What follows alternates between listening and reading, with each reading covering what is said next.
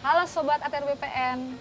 Sobat, kalau kalian ngurus sertifikat tanah nih, pernah kepikiran nggak sih kenapa tanah kalian tuh harus diukur?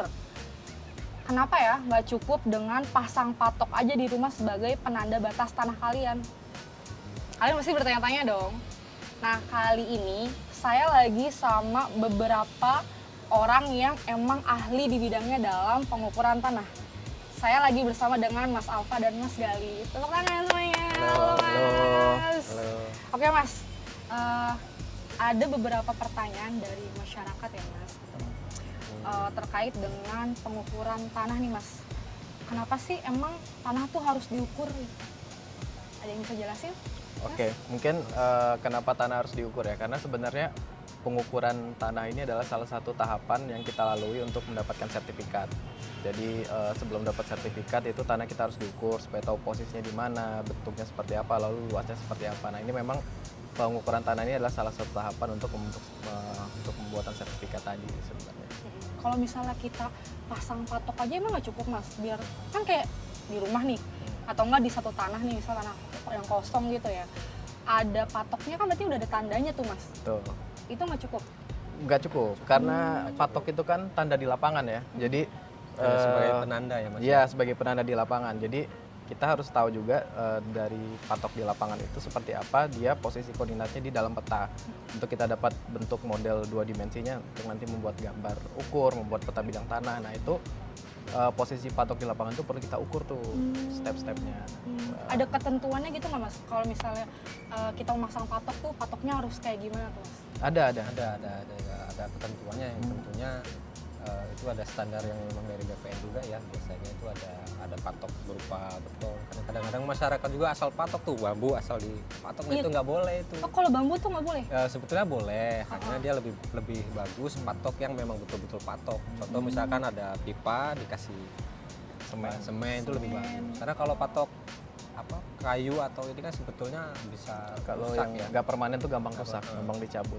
Apalagi untuk jangka waktu yang lama ya. Ya sebenarnya kalau patok itu kan batas ya di lapangan ya. Tapi sebenarnya esensi dari patok itu sendiri adalah kontradiktur delimitasi. Jadi artinya persetujuan antara tetangga-tetangga bersebelahan kan. Jadi sebelum dipasang patok itu pastikan sama tetangga-tetangga bersebelahan itu sudah setuju bahwa batasnya di situ. Lalu posisinya benar di situ sehingga nanti ketika dilakukan pengukuran tidak ada lagi sengketa batas tuh waktu di lapangan. Karena takutnya kalau di ukuran dari pasang patok ternyata masih ada sengketa batas, kurang ke kiri, kurang ke kanan, nah itu bisa menghambat pada saat pengukurannya. Kalau menurut saya sih secara filosofi ya patok itu adalah bentuk persetujuan batas di lapangan ya. Jadi tadi kalau dibilang patok itu bergeser, ketika tetangga berbatasan terus pemilik bidang tanah itu udah setuju, harusnya patok itu tidak bergeser. Karena kalau bergeser berarti kan belum setuju nih kan. Setuju-setujunya cuma setuju-setujuan ya, bukan setuju beneran. Jadi kalau ketika itu sudah setuju di lapangan, patok itu harusnya tidak akan bergeser dan tidak akan berpindah. Nah, saya ada beberapa case, nggak banyak sih, tapi patok itu berpindah dan ternyata setelah ditelusuri memang mereka belum setuju nih. Jadi memang menurut saya secara filosofis tuh patok tuh ya itu bentuk persetujuan di lapangan. Ketika itu tetap patoknya di situ, mau 100 tahun ke depan nggak bergeser, berarti ya memang di situ batasnya. Nah, berarti patok itu adalah salah satu kewajiban dari si pemilik tanah itu ya. Betul Kalau sekali. tanah nggak dipatok ya Kan- takutnya dicaplok sama orang. Terus itu kan sebagai tanda batas juga Iya, antara betul. bidang tanah. Misal saya punya tanah nih, Mbak punya tanah kan, kalau nggak ada patoknya Iya, ya bisa repot kan. main hapus robot Nah, aja. itu bahaya kan. Bahaya. Sama kayak Masnya mungkin punya istri atau punya pacar kalau Iya. punya pacar ya kalau Istri. nggak istri. Oh, Iya, punya istri. punya pacar kalau nggak langsung dinikahin Nah. dipatok orang kan. Betul. Kenapa sih kita tuh perlu banget peta bidang tanah? Kan kita tahu ada peta bidang tanah keluaran zaman-zaman terdahulu sama zaman-zaman sekarang tuh, Mas. Nah, gimana progres pelaksanaan peta bidang tanah nih, Mas? Ya, jadi sebenarnya peta bidang tanah tuh sebenarnya ya peta ya. Maksudnya dalam artian adalah representasi dari bentuk bumi dalam sebuah gambar 2 dimensi ataupun nanti 3 dimensi berupa model ya. Jadi bagaimana sih tadi kita kan udah pasang patok ya di lapangan. Nah, bagaimana kita menggambarkan patok-patok yang sudah dipasang di lapangan itu ke dalam suatu bentuk sehingga nanti setiap orang yang melihat tuh bisa tahu oh ternyata posisinya di situ kan.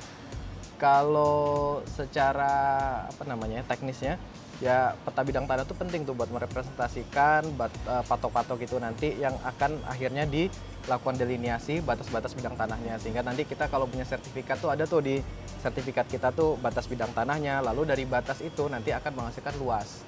Karena kan sertifikat selama ini kan kita berapa luasnya.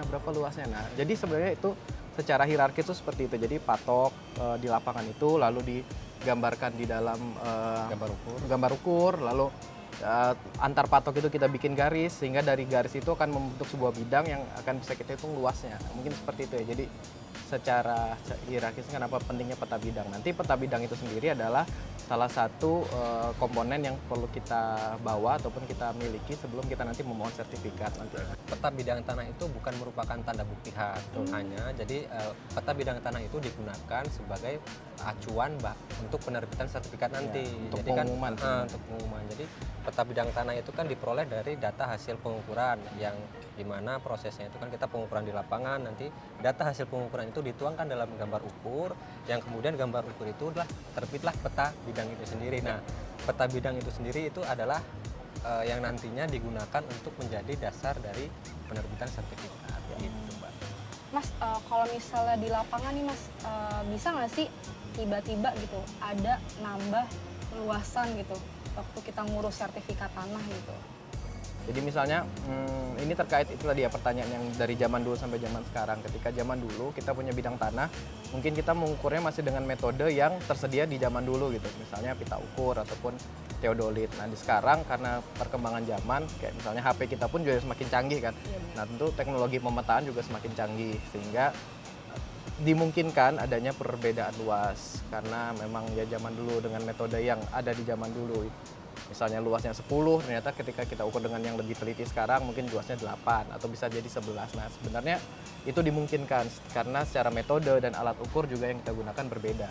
Jadi sebetulnya kan nambah luas itu ada dua penjelasan ya. Yang pertama, apabila dia alas haknya dia masih girik, lettersi atau jual beli, nah itu masih kita bisa klarifikasi karena kan luasnya belum tertuang di dalam sertifikat. Namun apakah tanah yang sudah bersertifikat bisa berubah lagi luasnya? Nah, itu kan perlu ditinjau ulang kembali, Mbak. Jadi misal kayak kita mau beli tanah nih, saya mau beli tanah dengan Mas Gali. Nah, tapi dasarnya belum sertifikat, dia masih berupa girik. Nah, namanya orang dulu kan dia beli tanah kan asal sebut aja, langsung saya punya tanah 100 meter. Nah, dibuatkanlah itu di dalam surat jual beli 100, tapi pada saat kita proses pengukuran, surveyor datang dan petugas ukur datang, ternyata hasilnya bisa lebih. Nah, itu nanti biasanya kita buatkan berita acara.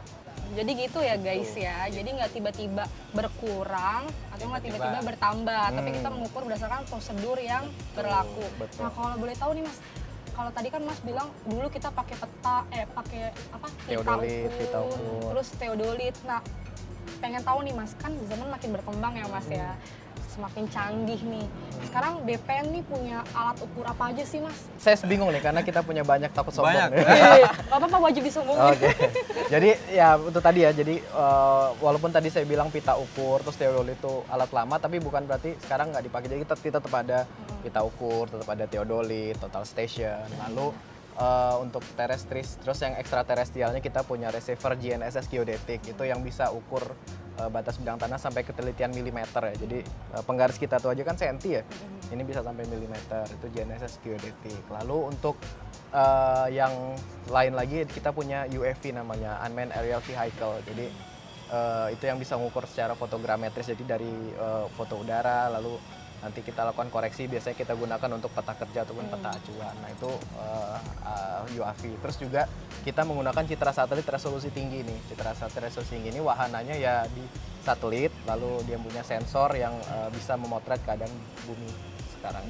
Oke Mas, kalau misalnya terkait sama luas tanah Mas, itu cara mengukurnya tuh gimana sih Mas?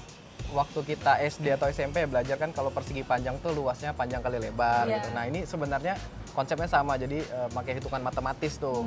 Tapi karena bentuk bidang tanah kita tuh nggak persegi panjang persis, jadi bentuk hitungan matematisnya tuh ada sedemikian rupa dengan software, sehingga harapannya nanti akan lebih teliti, bukan harapannya, tapi bisa dipastikan ya lebih teliti lah daripada kita. Ini kan rawan kesalahan manusia. Jadi masyarakat udah nggak perlu khawatir dan takut lagi ya semuanya. Nggak perlu was-was, beli tanah kurang lah. Iya, nggak perlu was-was nih.